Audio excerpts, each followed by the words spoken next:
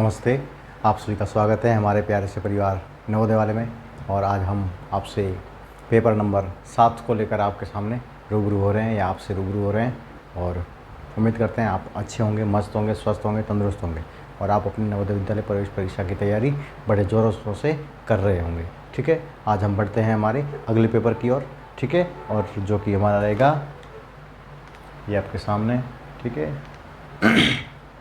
निम्नलिखित में से कौन सी संख्या अभाज्य संख्या है?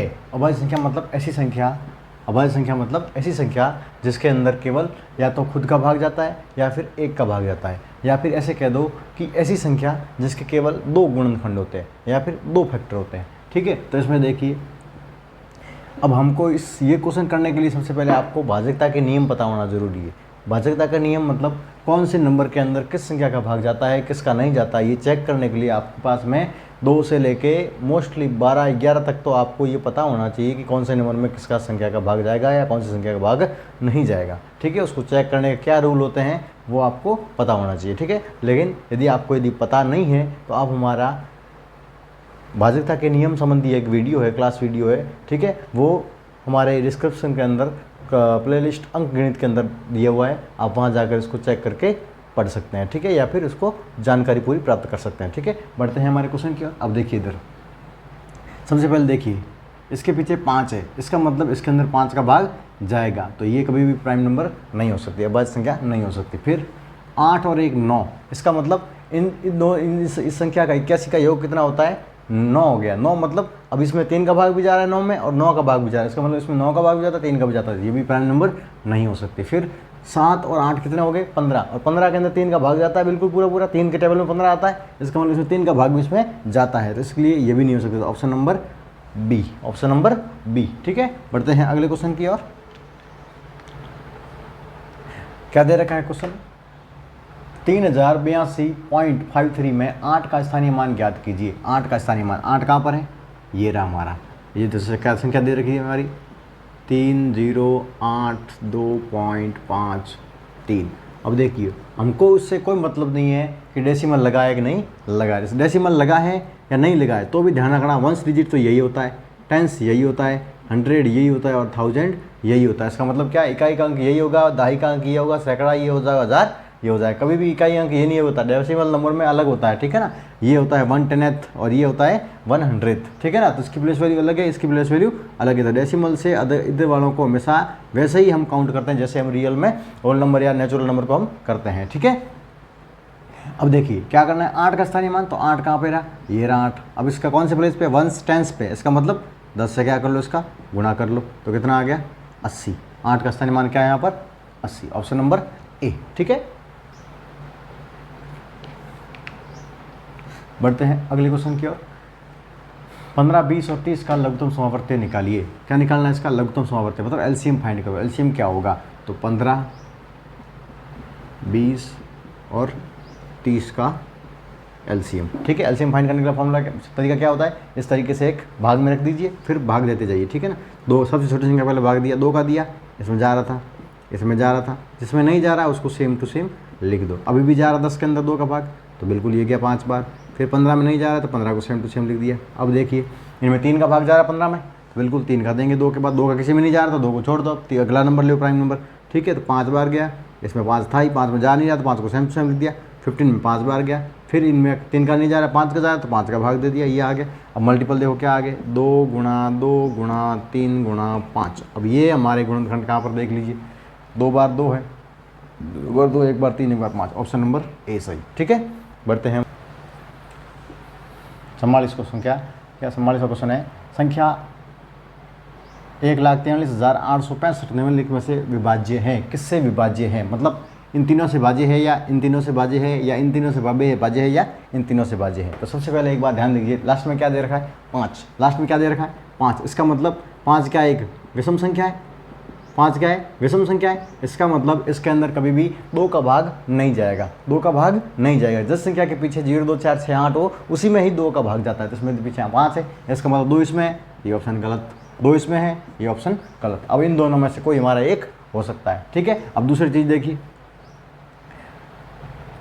देखिए, अब इसमें देखो सबसे पहले इसका जोड़ करते हैं, इनका जोड़ कितना आता है, ठीक है। तो 2 का 3 जाएगा, इन दोनों में से कोई एक होगा, तो 3 4 और 8, 3 5 और 9। पहले देखो जिसमें 3 और 9 का जाता है तो सीधी सी बात है 3 और 9 दोनों में है, 3 इधर भी है 3 इधर भी, 9 देखो जोड़ते हैं इसको, 9 का देखो 3 का रूल पहले चेक करते हैं, 6 और 5 11, 11 और 8 19, 19 और 3 22, 22 और 4 26, 26 और 1 27, मतलब 27 के अंदर 3 का भाग भी जाता है और 27 के अंदर 9 का भाग भी जाता है। 9 का भाग गया 3 बार, 3 का गया 9 बार, इसमें मतलब इसके अंदर 3 और 9 दोनों का भाग जा रहा है, ठीक है। और पीछे 5 भी है तो इसमें मतलब 5 का भाग जाता है। 5 का रूल क्या कहता है, जिस संख्या के अंत में 0 या 5 हो उसके अंदर 5 का भाग पूरा पूरा जाएगा। तो इसका मतलब क्या है, इसके अंदर ये 3 5 और 9 तीनों का भाग क्या है, सही सही जा रहा है। लेकिन 4 का भाग देखिए लास्ट में, 4 का रूल क्या होता है, लास्ट के 2 डिजिट के अंदर यदि 4 का भाग जा रहा है तो इस पूरी संख्या के अंदर 4 का भाग जाएगा, लेकिन इसके लास्ट 2 डिजिट में 4 का भाग नहीं जा रहा है। चाहे चेक कर लीजिए,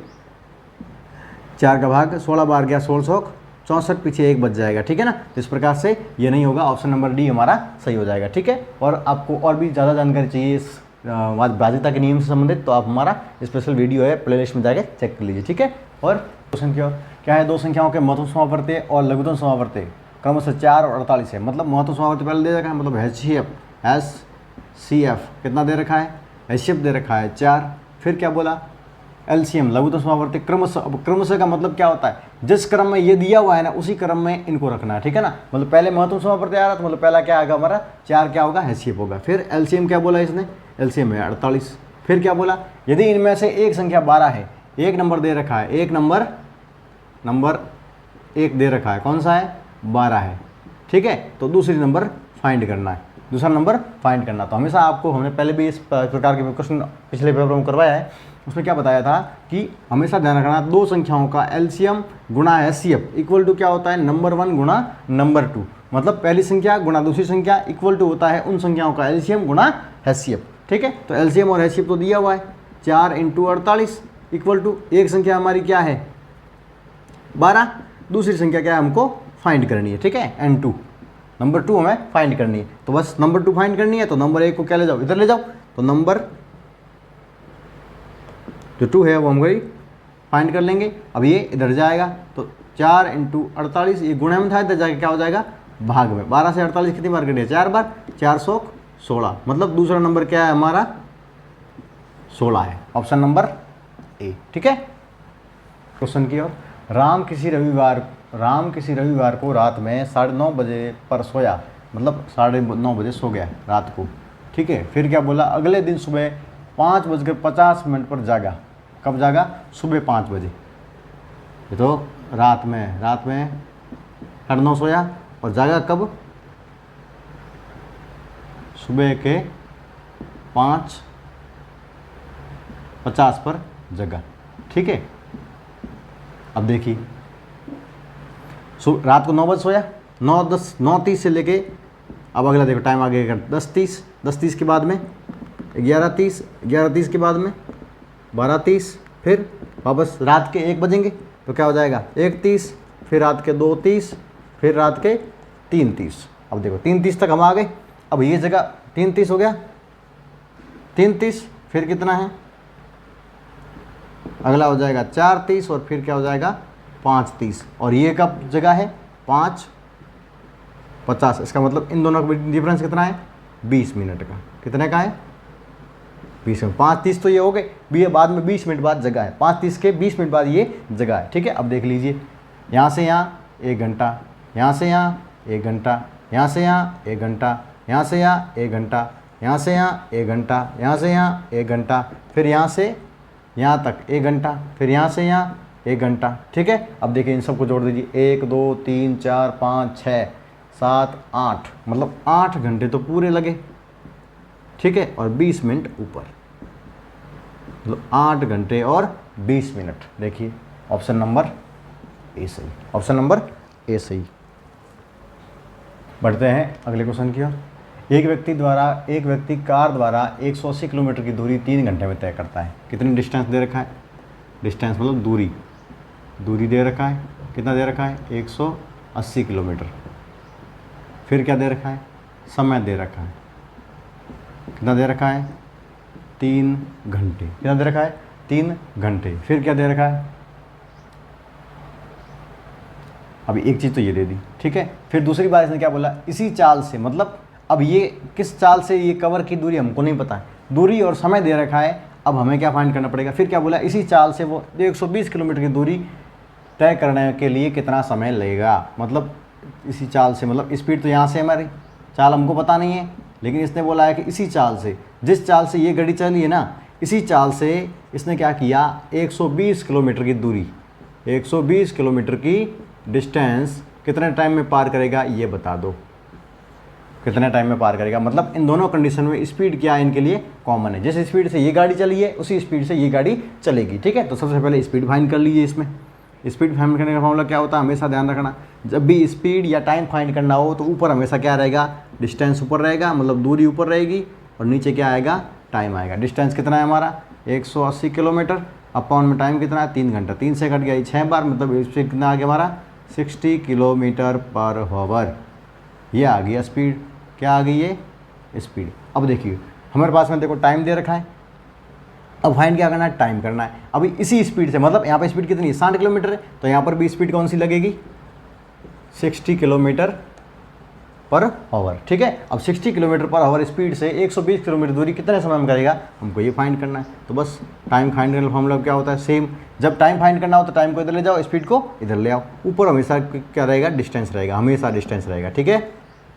तो क्या आएगा, नीचे स्पीड आ जाएगा, ठीक है। डिस्टेंस कितना है 120 किलोमीटर, स्पीड कितना है 60 किलोमीटर, 0 से 0 कट गया, 6 से 12 में भाग गया 2 बार, मतलब कितना आ गया 2 घंटे। टाइम कितना आ गया 2 घंटे। Option number B, option number B. अगला क्वेश्चन क्या हमारा 48 नंबर, कौन सी संख्याएं अवरोही क्रम में है। अवरोही क्रम मतलब घटते हुए क्रम में, मतलब पहले क्या आएगा, इसमें बड़ी संख्या पहले आएगी और बाद में क्या आएगी, छोटी संख्या आएगी। कैसी है, घटते क्रम में। तो सबसे पहले क्या आएगी, बड़ी संख्या, उसके बाद में क्या आएगी, छोटी संख्या। तो इसमें देखिए कौन से अवरोही क्रम में लिखा हुआ है। तो सबसे पहले देखो इनमें चेक करते हैं। ऑप्शन नंबर ए चेक करो, 12 12 12, सब में 12 है, सब में 12 है, तो इसमें कोई प्रॉब्लम नहीं। यहाँ पे 0, यहाँ पे 7, यहाँ पे 7, इसका मतलब सबसे पहले क्या बड़ी आनी चाहिए, लेकिन यहाँ पे 0 आ रहा है, इसका मतलब ये हमारी नहीं हो सकती। क्यों, क्योंकि 7 वाली हमेशा बड़ी होगी, क्योंकि डेसिमल के बाद बड़ा डिजिट कौन सा है, इसका है ना, तो ये बड़ी होती है इन दोनों में से। ये तो छोटी है, तो ये तो नहीं हो सकता, इसको कट कर दो। फिर आगे देखिए 12 12 12, इसमें 7 आ रहा है, 7 आ रहा है, यहाँ पर 0 आ रहा है, इसका मतलब अब इन दोनों में चेक कीजिए। यहाँ पर देखिए 7 के बाद में 5 है, यहाँ 7 के बाद में 0 है, इसका मतलब ये सबसे बड़ी है, उसके बाद ये है, उसके बाद ये है, मतलब ऑप्शन नंबर बी हमारा सही है, ठीक है। आगे चेक कर सकते हैं एक बार।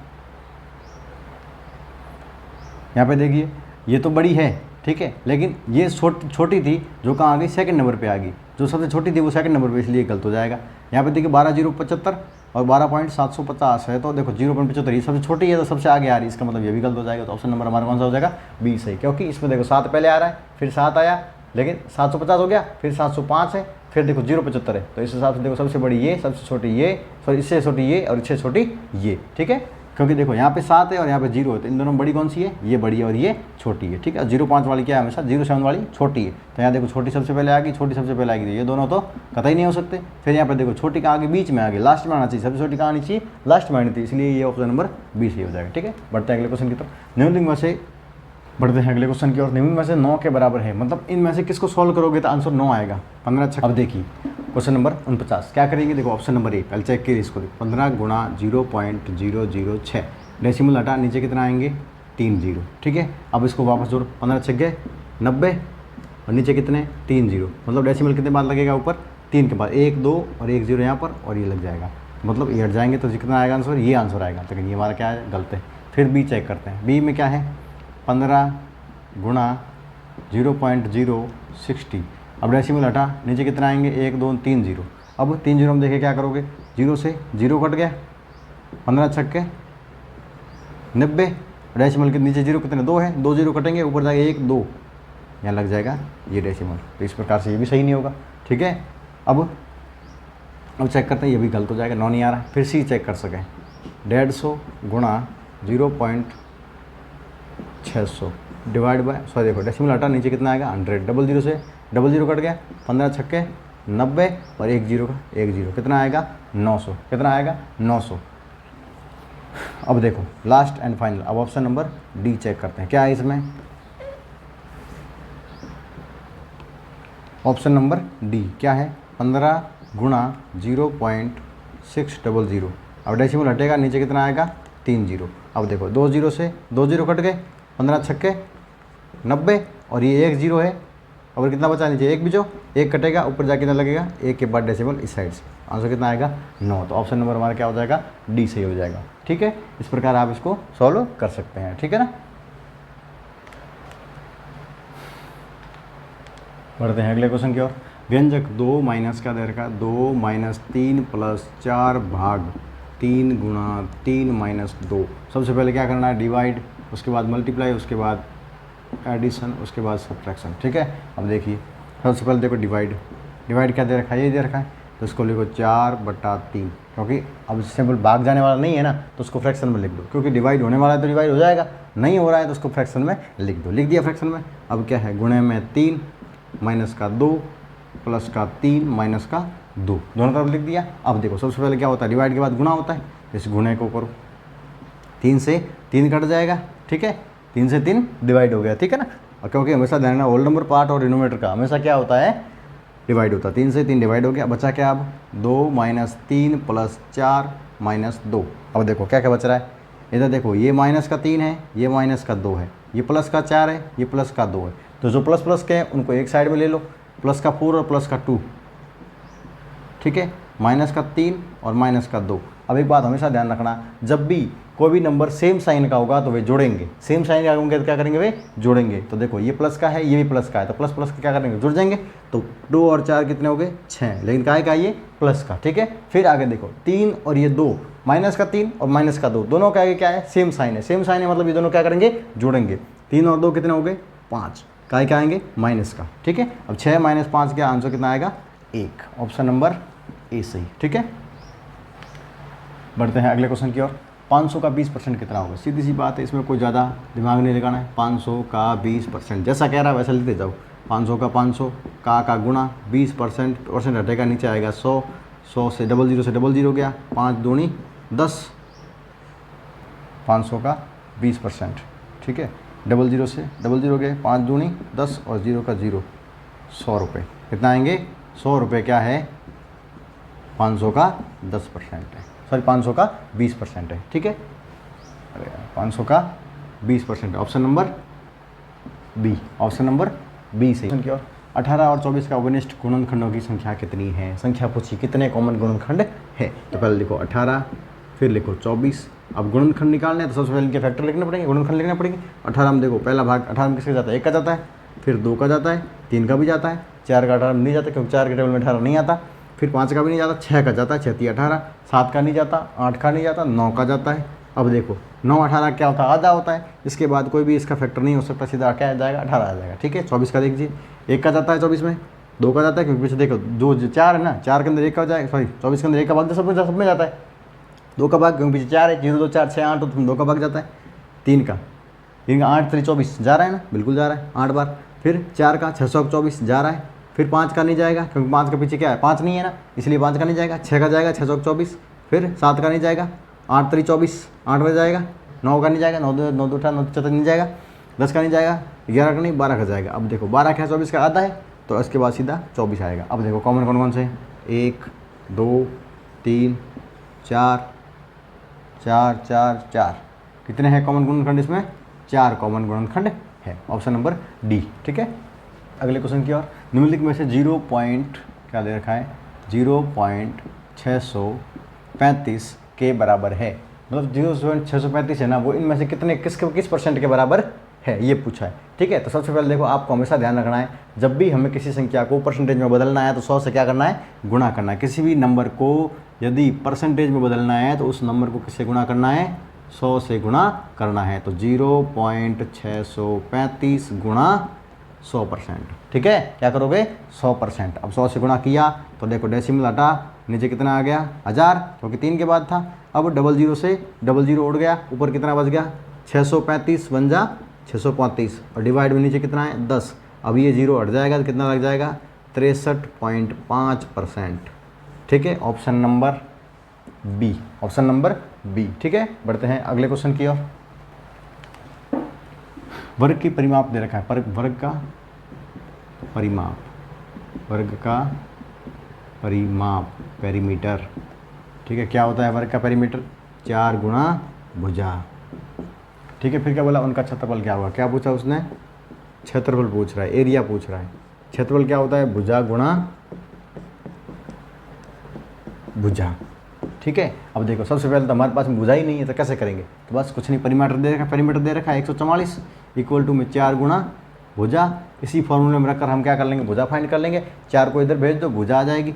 144 के अंदर 4 का भाग दिया इक्वल टू में क्या आएगी? इसकी भुजा आएगी। अब देखो 4 का भाग गया, कितनी बार गया 144 में? 4 का भाग इसमें गया 3 बार, 4 3 12, पीछे बच गया 2, 4 24। फिर 4 का भाग कितनी बार गया? 624, 6 बार गया। मतलब भुजा कितनी आ गई हमारी? 36 आ गई। कितनी आ गई? 36 आ गई भुजा। भुजा कितनी आ गई? 36 आ गई। तो बस हमें क्या करना है? इसका क्षेत्रफल फाइंड करना है। तो 36 को क्या करो? भुजा क्या आ गई? 36 आ गई। तो ये फॉर्मूला क्या होता है? भुजा इंटू भुजा। तो 36 गुणा 36 को गुणा सॉल्व कर दीजिए। 36 को सॉल्व करेंगे कितना आ जाएगा? 36 का स्क्वायर कितना होता है? 1296, 1296 वर्ग मीटर। आप चाहो तो इसे क्या करोगे? 36 को 36 से क्या कर लोगे? गुणा करोगे तो ये 1296 आ जाएगा। ठीक है ना? वर्ग मीटर। वर्ग मीटर क्यों आया? क्योंकि यहाँ पर भी क्या है? मीटर है, यहाँ पर भी मीटर है। तो मीटर को मीटर से गुणा करेंगे क्या आएगा? मीटर स्क्वायर कह लो या वर्ग मीटर कह लो। ठीक है, बढ़े अगले क्वेश्चन की तरफ। बढ़ते हैं अगले क्वेश्चन की ओर। एक विद्यार्थी ने पहले टेस्ट में 25 में से 18 अंक प्राप्त किए। पहला एक स्टूडेंट है, उसने एक विद्यार्थी ने क्या किया? 25 में से कितने अंक प्राप्त किए? 18 अंक प्राप्त किए। फिर एक दूसरा उस स्टूडेंट ने दूसरे टेस्ट में T2 में कितने प्राप्त किए? 25 में से 22 अंक प्राप्त किए। बताओ दूसरे टेस्ट में उसने कितने प्रतिशत अधिक अंक प्राप्त किए? सीधी सी बात है। अब कितने अधिक आए इसके? टोटल नंबर तो क्या है? दोनों में सेम है, 25-25 है। अब इसके कम ज़्यादा कितने आए हैं? 18 से कितने बढ़ गए? 4 ज़्यादा हुए ना। 18 में देखो 22 में से 18 जाएगा, कितने बढ़े? 4। ठीक है, अब देखो टोटल दोनों में दो आए कितने में? 4 किस में से कम आए? 25 में से। सीधी सी बात, ये भी 25 में से, ये भी 25 में से। तो 4 किस में कम आए? किस में से कम आए हैं भाई? किस में अधिक? सॉरी, 4 किस में से अधिक आए? 25 से अधिक आए ना। इसमें भी 25 में से आए थे, इसमें भी 25 में से आए थे। इसका मतलब क्या है? जो 4 बड़े हैं वो किस में बड़े हैं? 25 में से तो बड़े हैं। तो क्या आए थे? 4/25 गुणा 100। 25 का 25 100 में गया 4 बार, 4 से गया 4, 16%। कितने अधिक आए हैं? 16%। इसका आंसर हो जाएगा ऑप्शन नंबर सी। और दूसरे तरीके से करना चाहो तो आप क्या कैसे कर सकते हो? पहले इसका प्रतिशत फाइंड कर लो, फिर इसका प्रतिशत फाइंड कर लो। इसका कैसे करोगे? 18/25 गुणा 100, इधर कर लोगे 22/25 गुणा 100, क्योंकि जिसका परसेंट फाइंड करना है उसको ऊपर, टोटल को नीचे, गुणे में 100। क्योंकि प्रतिशत फाइंड करने के लिए क्या करते हैं? 100 का गुणा करते हैं। ठीक है, उसी प्रकार 22 जिसका परसेंट फाइंड करना है उसको क्या है? ऊपर, और जो टोटल नंबर है उसको नीचे, और 22 से क्या 100 से क्या करोगे? उसका गुणा, क्योंकि परसेंटेज फाइंड करना है। अब 25 से 100 कट गया 4 बार, 18 चौका 72%। यहाँ कितने बन गए? 72%। फिर देखो 25 से कट गया 4 बार, 22 चौक 88%। अब मुझे बताओ 72% से लेके ये 88% हो गए, कितने ज़्यादा है? तो क्या करोगे? कितने की वृद्धि प्रतिशत है? वृद्धि प्रतिशत में कितने अधिक आए? तो क्या करोगे? 88 माइनस क्या करोगे? 72। 8 में से 2 गया, कितना आ गया? 6। 8 में से 7 गया, क्या आएगा? 16%। कितना आ गया हमारा आंसर? 16%। ठीक है, आप किसी भी तरीके से कर सकते हो। ठीक है, बढ़ते हैं अगले क्वेश्चन की ओर। 250 संतरों में से 50 संतरे एक कक्षा में बांट दिए गए, तो कितने प्रतिशत संतरे बचे रहे हैं? देखो टोटल संतरे कितने थे? 250 टोटल तो है इतने। अब डिस्ट्रीब्यूट कर दिए, डिस्ट्रीब्यूट मतलब बांट दिए। बांट कितने दिए? 50 बांट दिए। तो बताओ अब कितने प्रतिशत संतरे बचे हैं? तो पहले ये फाइंड करो, संतरे कितने बचे हैं। प्रतिशत तो बाद की बात है, पहले संतरे कितने बचे हैं। तो 250 में से 50 गए तो पीछे कितने बच गए? सीधी सी बात है, 200 बच गए। अब 200 बच गए हैं तो पूछा क्या है? कितने प्रतिशत बचे हैं? तो बचे हुए क्या प्रतिशत फाइंड करना है?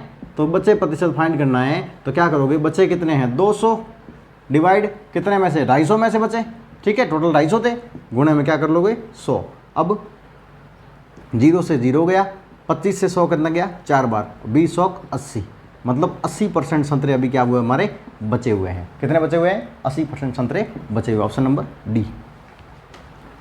बढ़ते हैं अगले क्वेश्चन की ओर। एक व्यक्ति ने 24 रुपये प्रति दर्जन की दर से 2 दर्जन खरीदिए। मतलब एक दर्जन का कितना रुपया दिया इसने? भैया ने, एक भैया ने कितने दिए हैं? एक दर्जन का रुपया दिया है 24 रुपये, और दर्जन कितने खरीदे हैं? 2 दर्जन।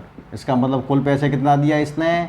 2 दर्जन का 24 गुणा 2, 24 दूना 48 रुपये दे के आया भैया। ये क्या है, 24 का 48 रुपये दे के आया। लेकिन एक बात हमेशा दिमाग में रखो कि अभी 48 दिया है, ठीक है ना, किसका दिया है, 48 दिया है। 24 2 दर्जन का कितना दिया है, 48 रुपये दिया। अब 2 दर्जन का मतलब क्या होता है, 1 दर्जन में कितने होते हैं, 1 दर्जन इक्वल टू क्या होता है, 12, ठीक है। तो 2 दर्जन में कितने हो जाएंगे, 24।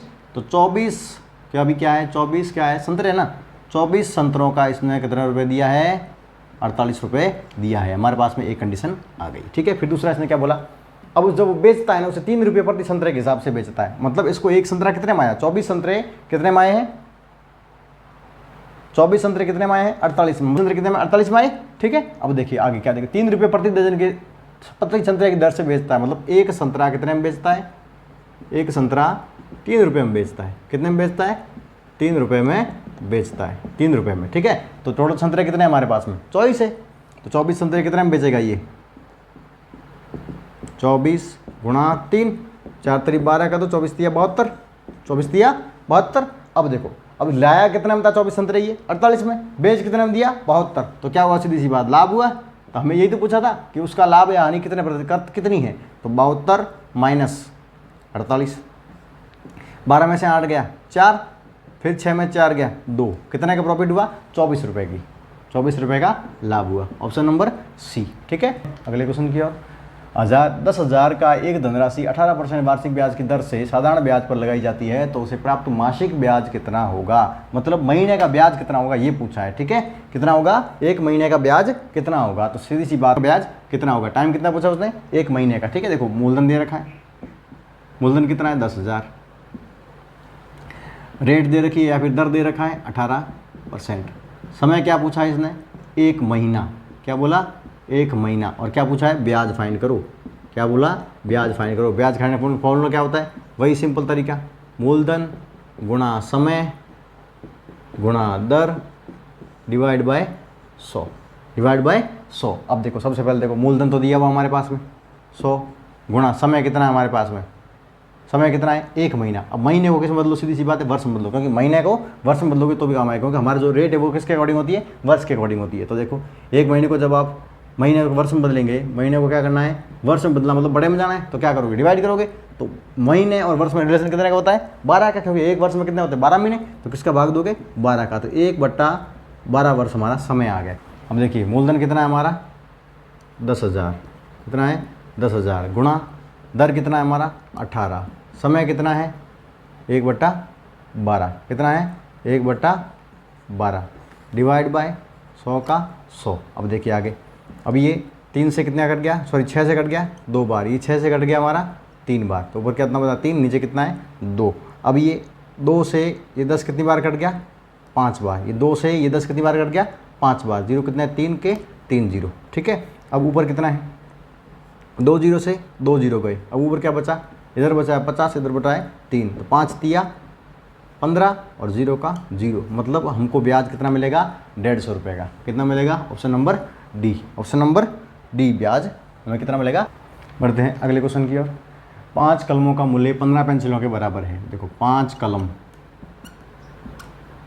का मूल्य कितने के बराबर है, 15 पेंसिल के बराबर है। कितने के बराबर है, 15 पेंसिलों के बराबर है, ठीक है। फिर क्या बोला, 90 पेंसिलों के बदले कितने कलमें आएगी। तो इधर और कलम को रखो इधर, क्या कलमें फाइंड करनी, तो इसको फाइंड रखना, वो फाइंड करना, उसको रखो इधर, जिसको नहीं करना उसको रखो इधर। तो देखो पेंसिल इधर लिख दिया और कलम इधर लिख दिया, ठीक है। अब देखिए कितने, 15 पेंसिलों में, 15 पेंसिलों का मूल्य कितने के बराबर है, 5 कलम के बराबर। तो एक पेंसिल का मूल्य कितने के बराबर होगा, 5/15 कलम, ठीक है। 5/15 कलम, क्योंकि कलमों की वैल्यू क्या है, ज़्यादा है, पेंसिलों क्या है, कम है, क्योंकि इसमें 15 आ रही है। एक पेन का, एक कलम का मूल्य कितना है हमारा, एक कलम का मूल्य है, एक कलम का मूल्य है, एक कलम का मूल्य 3 पेंसिल के बराबर है। कितने बराबर है, 3 पेंसिल के बराबर, मतलब एक पेन आ रही है उतने मूल्य में 3 पेंसिल आ रही है, इसका मतलब इसमें ज़्यादा है। तो देखो 15 पेंसिल का 5 कलमों के बराबर, तो एक पेंसिल का कितना हो जाएगा, 5/15, ठीक है। अब देखो कितना निकालना, 90 पेंसिलों का निकालना था, तो 90 पेंसिलों का कितना हो जाएगा, 5/15 गुणा 90, 15 से 90 कट गया 6 बार, और 6 से कट गया 5, 6 पंजे 30 कलम के बराबर। कितने के बराबर हो जाएगा, 30 कलमों के बराबर। ऑप्शन नंबर सी सी। अब आप इस क्वेश्चन को एक और तरीके से भी कर सकते हैं। कैसे, देखिए कि देखो क्या दे रखा है हमें, 5 कलमों का मूल्य दे रखा है। किसका दे रखा है, 5 कलम का मूल्य दे रखा है। कितना दे रखा है, 15 पेंसिलों के बराबर है। कितने के बराबर है, 15 पेंसिलों के बराबर है। तो सबसे पहले हमको ये फाइंड करना है कि एक कलम के बराबर कितनी पेंसिलें हैं। तो एक कलम के बराबर पेंसिलें हैं 3। क्यों, क्योंकि 15 में आप क्या करोगे, 5 का भाग दोगे तो कितनी आएगी, 3 पेंसिल आएगी। कितनी आएगी, 3 पेंसिल आएगी। मतलब एक कलम जितने में आ रही है उतने में 3 पेंसिल आ सकती है। ठीक है, तो अब हमें क्या पूछा कि 90 पेंसिलों के बराबर कितने पेंसिलें, सॉरी कितने कलमें होगी। तो मतलब जितने में 90 पेंसिल आ रही है उतने पैसों में कितनी हमारी कलमें आएगी। सीधी सी बात है। तो क्या करोगे, हमें निकालना क्या है, कलमों की संख्या। क्या निकालनी है, कलमों की संख्या। अब देखो टोटल कितनी पेंसिलें हैं, 90। एक कलम का कितना लग रहा है, 3 पेंसिल। एक कलम की वैल्यू भाई, टोटल पेंसिलें कितनी है, 90। कुल पेंसिल बटा एक पेंसिल में, एक कलम में आने वाली पेंसिल, कलमों की संख्या निकालनी है ना। तो एक कलम में आने वाली पेंसिलों की संख्या, एक कलम में आने वाली पेंसिलों की संख्या। तो कुल कलमें कितनी हमारी, 90। सॉरी कुल पेंसिल कितनी, 90। एक कलम में कितनी पेंसिलें आती हैं हमारी, 3। एक कलम में कितनी पेंसिल आती है, 3। 3 का भाग देंगे 90 में, कितनी बार गया, 30 बार। इसका मतलब कितनी पेंसिलें आएगी हमारी, 30 कितनी कलमें आएगी, 90 पेंसिल बराबर 30 कलमें आएगी। कितनी आएगी, 30 कलमें आएगी 90 पेंसिलों के बराबर। ठीक है, ऑप्शन नंबर सी। ठीक है, बढ़ते हैं अगले क्वेश्चन की ओर। उससे पहले इस सेशन का आज का लास्ट क्वेश्चन, अंतिम क्वेश्चन क्या है, व्यंजक क्या दे रखा है, 1/2 भाग 2/3 कोष्ठक प्लस का 1 बड़ा कोष्ठक और ये बड़ा कोष्ठक। तो सबसे पहले क्या सॉल्व करते हैं, छोटा कोष्ठक। तो छोटे कोष्ठक को सॉल्व करते हैं, 1/2। अब देखो भाग दे रखा है, जब भी भाग वाली फ्रैक्शन सॉल्व करेंगे तो भाग किस में बदल जाएगा, गुणे में। और ये जो अगली फ्रैक्शन है वो क्या हो जाएगी, रेसिप्रोकल या आपका जो व्युत्क्रमण। ठीक है ना, व्युत्क्रमण। तो इसमें क्या हो जाएगा, 2/3 का क्या हो जाएगा, 3/2। अब इसको सॉल्व कर लीजिए, इसको सॉल्व कर लीजिए। और प्लस में क्या है, 1। 3 एकम 3, 2 दूनी 4 प्लस का 1। अब देखिए ऊपर वाली फ्रैक्शन, ऊपर नंबर क्या है, छोटा है, नीचे बड़ा है। इसका मतलब ये एक तरीके से क्या है, प्रॉपर फ्रैक्शन है। ठीक है ना, तो इसमें हम आपको अभी आगे इसको सॉल्व नहीं करेंगे। यदि मान लो ये प्रॉपर फ्रैक्शन में नहीं होती, इम्प्रॉपर में होती, तो उसको क्या करते हैं, हम पहले सॉल्व करते और इसको डिवाइड करके सॉल्व करके फिर इसमें जोड़ते। लेकिन यहाँ पर देखिए सीधी सी बात है, क्या है, एक तरीके से प्रॉपर फ्रैक्शन है। तो हमेशा ध्यान रखना, एक मिश्र फ्रैक्शन है ना, मिश्र भिन्न।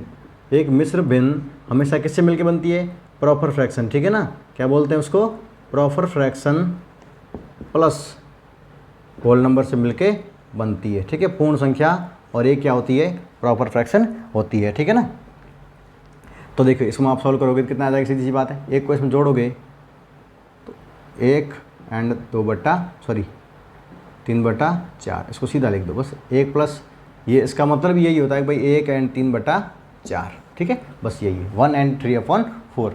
इसको इस तरीके से लिखा जाता है। किसी भी मिश्र भिन्न को हम ऐसे लिख सकते हैं, जैसे 3 एंड 4/5 लिखा हुआ है ना, तो इसको हम 4/5 लिखा हुआ है, इसको हम ऐसे लिख सकते हैं, 3 6 4/5 लिख सकते हैं, 3 + 4/5 लिख सकते हैं। ठीक है, तो इस तरीके से ऑप्शन नंबर 1 सही 3/4, option number D, option number C. ठीक है, सॉरी डी। ठीक है, इस प्रकार से हमारा ये सेशन यहाँ पे ख़त्म होता है। ठीक है, उम्मीद करते हैं हमारा ये सेशन आपको पसंद आया होगा, अच्छा लगा होगा। ठीक है, अच्छा लगा है तो लाइक कीजिए, शेयर कीजिए, सब्सक्राइब कीजिए और अपने फ्रेंड सर्कल में शेयर कीजिए, ताकि उनको भी हमारा इस वीडियो का लाभ मिल सके और ज़्यादा से ज़्यादा लोग इसको देख सकें। ठीक है, thank you, best of luck, good luck.